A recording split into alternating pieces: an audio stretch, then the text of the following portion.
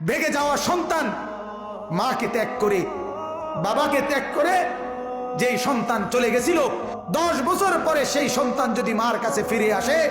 আর চোখের পানি ছেড়ে দিয়া বলে, মা মাফ করে দাও, আমি ভুল করে ফেলছি, ওই মা ওই সন্তানকে মাফ করতে